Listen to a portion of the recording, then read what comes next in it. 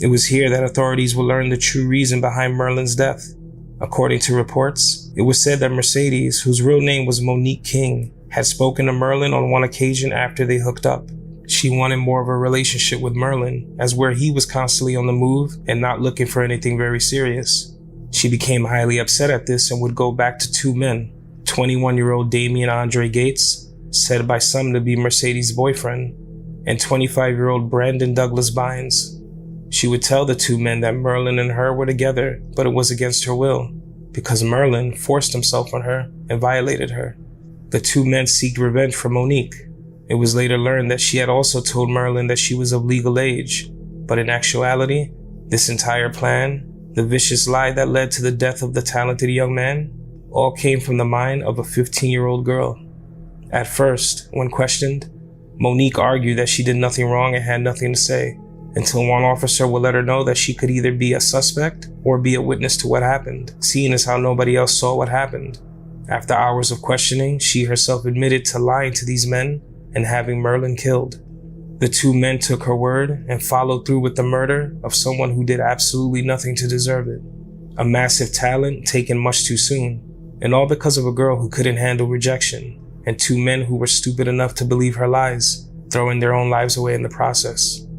Brandon Douglas Bynes was sentenced to 23 years for his role in the death of Merlin Santana.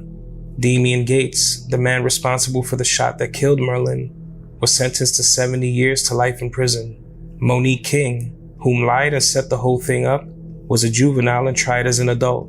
But being tried as an adult really didn't mean too much, since she would only be sentenced to the California Youth Authority, a place for young offenders, to be released at the young age of just 25 years old, meaning she could come out and live a somewhat normal life.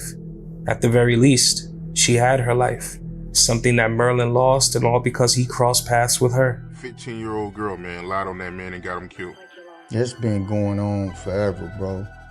And it's not just in LA. Now I'm looking at her like, yo, you want to answer that? She gives me the, nah, I know who it is. You want to let me know who it is? Her exact words is, oh, it's just my ex. We just broke up. You know, ain't about nothing. He just can't take no for an answer. And I'm like, you sure I should be over here? She say, yeah. We sitting there, we getting all hot and heavy, start to kissing, start to touching. Phone rings again, and it constantly keeps ringing. Now I'm looking at her like she's sideways. She finally answers the phone. First thing I hear from homeboy on the other end is, who you in the crib with? She goes, nobody. I'm in the crib by myself. Now I'm looking at her like she's sideways. Because why are you lying? If it's your ex, why don't you tell him the fucking truth? That you got another nigga in the house. All of a sudden, he goes, all right, well, if you ain't in the house by yourself, come open the door. Her eyes got big as fucking a bubbled eyes Benz. Like she just literally got in the, and you can see the fear come across her. I've never seen somebody so chocolate turn so white so fast. When she did that, I stood up, I adjusted my clothes, because you know, we was about to get a little hot and heavy. I had to adjust myself real quick. Literally adjusted my waistband, and I pulled out the 45 that I had on me. Cocked one, put it in the chamber, took the safety off. And I told her, I put on my jacket, I said, let's go. And she looked at me, why you got that in my house? We're not playing these type of games. I'm not about to lose my life because you want to lie. When she opened the door, 3 of his boys came in. All 3 of them had teardrop tattoos on their face. When I had my burner out, they all knew what it was hitting for. Excuse me, I'm walking out the door. You talk to your woman. Listen, gentlemen, a lot of these chicks be gassing us up. Don't go to their crib if you ain't tooled up, because it might be the last time. And a lot of them will put our freedom on the line, because if something would have went off, everybody would have had to go, because I can't leave no witnesses. So be careful if you're going to be on the females' houses. Even when I drive out of state, that joint stay in the damn trunk. Her intentions were and what she was doing.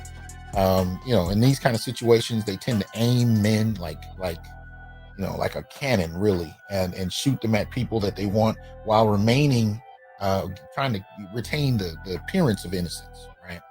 As long as she has plausible deniability, she can set 2 men against each other.